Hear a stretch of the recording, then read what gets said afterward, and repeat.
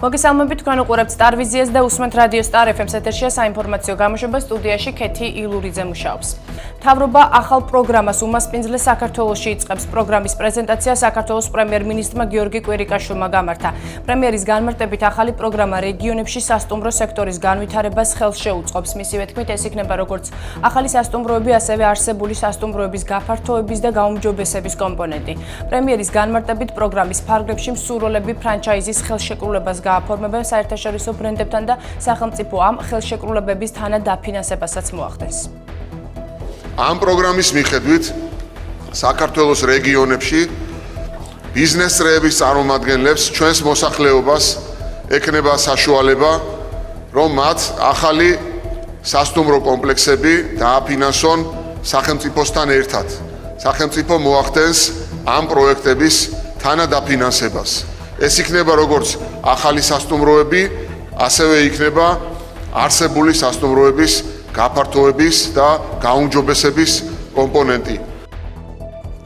აწარმოის საქართველოში პროგრამის ფარგლებში ახალი კომპონენტის პრეზენტაცია გაიმართა, რაც სასტუმრო ინდუსტრიის ხელშეწყობას გულისხმობს. პრეზენტაცია ეკონომიკის მინისტრმა გამართა, ღონისძიებას გიორგი კვირიკაშვილიც დაესწრო. უკვე ყავს არაერთი საპროდიუსერო ჯგუფი, რომელიც დაინტერესებულია საქართველოში ახალი კინოფილმების გადაღებით. ამის შესახებ გიორგი კვირიკაშვილმა პროგრამის აწარმოის საქართველოში ახალი კომპონენტის პრეზენტაციაზე სიტყვით გამოსვლისას განაცხადა. როგორც პრემიერ-მინისტრმა აღნიშნა, პროგრამა გადაიღეს საქართველოში ქვეყანაში კინოინდუსტრიის განვითარებას ემსახურება. ნატოს ვარშავის სამიტი, მოლოდინები და პერსპექტივები ეროვნულ სასწავლო ცენტრ წანიში ამ სახელწოდების კონფერენცია გაიმართა. ღონისძიების მიზანია ნატოს ვარშავის სამიტისთვის მომზადება და ერთობლივ გზავნილებზე შეჯერება. კონფერენციას თავდაცვის მინისტრი, სამხედრო სფეროში მომუშავე არასამთავრობო ორგანიზაციების წარმომადგენლები და ექსპერტები ესწრებოდნენ. ღონისძიება მესამედ გაიმართა. სახალხო დამცველის რეკომენდაციები დედათა და ბავშვთა სიკვდილიანობის შესამცირებლად წინა წლებთან შედარებით გაუმჯობესებული სტატისტიკის მიუხედავად ომბუდსმენი მდგომარეობის საგანგაშოს უწოდებს. მისი განცხადებით, მხოლოდ გასულ წელს 5 წლამდე ასაკის 576 ბავშვი გარდაიცვალა. ბავშვთა სიკვდილიანობის მაჩვენებელი განვითარებული ქვეყნების მონაცემებს ორჯერ აღემატება. სახალხო დამცველმა სპეციალური რეკომენდაციები ხელისუფლებას გადაუგზავნა ვითარების გამოსწორების გზად. ნანუაშვილი სამედიცინო დაწესებულებების აღჭურვასა და ხელმისაწვდომობის გაზრდას ნელად მისასვლელ რეგიონებში ვერტმფრენის დანიშვნას, სამედიცინო პერსონალის გადამზადებას და ორსულთა პატრონაჟის სისტემის ფართოდ დანერგვას მიიჩნევს. 2015 წელს 0-დან 5 წლამდე ასაკის 576 ბავშვი გარდაიცვალა. ბავშვთა სიკვდილიანობის სააგენტოთშორისო ჯგუფის მონაცემებით, განვითარებულ ქვეყნებში ყოველ 1000 ცოცხლად ჩობილზე სიკვდილიანობის მაჩვენებელი 6 შეადგენს. საქართველოში ეს ციფრი არის 12, ანუ ორმაგი. ასევე მაღალია მშობიარე დედათა სიკვდილიანობა საქართველოში, ყოველ 100,000-ზე 36. ჩვიდ ბავშვთა სიკვდილიანობის გამომწვევ მიზეზებად შეიძლება ჩაითვალოს სამედიცინო სერვისების გაუმართავობა, ნეონატოლოგების სიმცირე, ორსულთა პატრონაჟის არაადეკვატური სისტემა, მათ შორის სამედიცინო პერსონალის დაბალი კვალიფიკაცია. შინაგან საქმეთა მინისტრი გიორგი მღებრიშვილი პარტია თავისუფალი დემოკრატების წარმომადგენლებს შეხვდა შეხვედრაში. ირაკლი ჩიქოვანი და ვიქტორ დოლიძეც მონაწილეობდნენ. გიორგი მღებრიშვილთან შეხვედრა თავისუფალმა დემოკრატებმა პარტიის ერთ-ერთ ლიდერ ალექსი პეტრიაშვილზე განხორციელებული თავდასხმის საკითხზე ითხოვეს.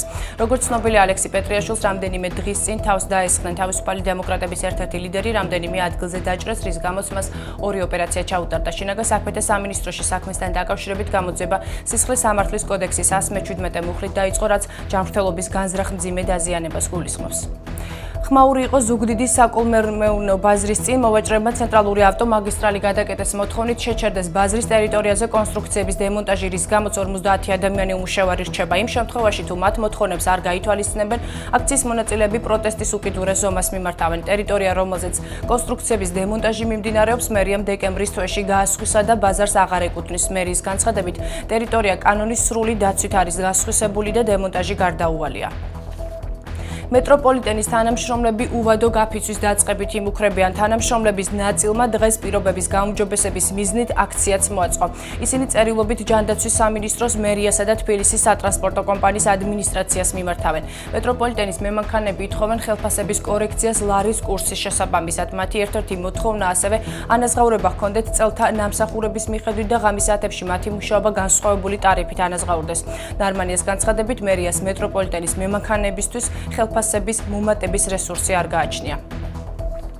ორად გაყოფილი სოფელი ადიგენი კიდევ ერთი რელიგიური დაპირისპირებისგან სოფელს პოლიცია იცავს. სამართალდამცველებს ტერიტორია ორად აქვთ გაყოფილი. ადიგენში შექმნილ ვითარებას ადგილზე არასამთავრობო ორგანიზაციებიც გაეცნენ. რელიგიურ ნიადაგზე დაპირისპირებების მიზეზი რელიგიის საბჭოს რამდენიმე დღის წინ მიღებული გადაწყვეტილება გახდა, რომლის მიხედვითაც მუსლიმებს უფლება მიეცათ ახალი სასაფლაო გაეკეთებინათ. მუსლიმანებსა და ქრისტიანებს შორის ხელშეჩართული ჩხუბის შედეგად დაშავდა 3 ადამიანი.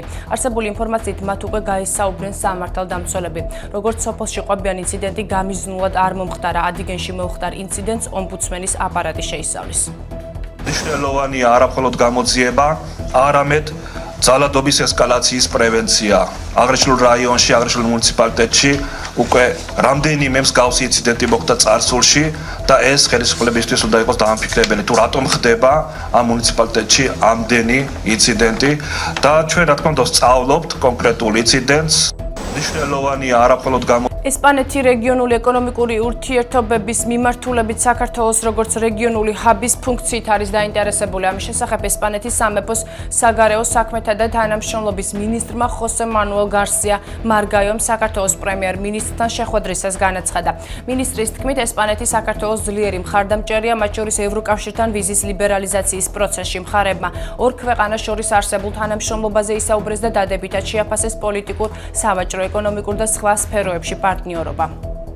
ამერიკის შეერთებულ შტატებში ვიზიტის წინ საქართველოს ჯანდაცვის მინისტრი ამერიკის ელჩს შეხვდა. დავით სერგეენკომ და იან კელიმ ქვეყანაში საზოგადოებრივი ჯანდაცვის მიმართულებით ორმხრივი თანამშრომლობის შედეგად წარმატებით განხორციელებული პროექტები განიხილეს. აქცენტი ერთიანი ლაბორატორიული სისტემის შექმნაზე, ლუგარის კვლევითი ცენტრისა და მთავრობათა შორისი გარდამავალი პასუხისმგებლობების ხელშეკრულების საკითხზე გაკეთდა. საუბარი იყო დავით სერგეენკოს ამერიკაში ვიზიტის დეტალებზეც. ამერიკის მთავრობის მხარდაჭერით ქართულ ჯანდაცვის სისტემაში მთელი რიგი უნიშნულოვანესი რეფორმა განხორციელდა.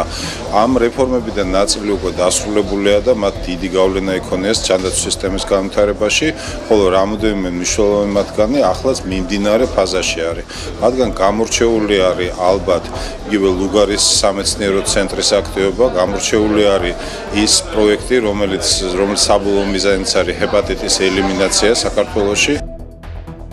ევროპულ და ევროატლანტიკურ სტრუქტურებში ინტეგრაციის საკითხებში სახელმწიფო მინისტრმა დავით ბაქრაძემ ორმხრივი შეხვედრა გამართა ნორვეგიის სამეფოს საგარეო საქმეთა მინისტრთან ბორგე ბრენდესთან.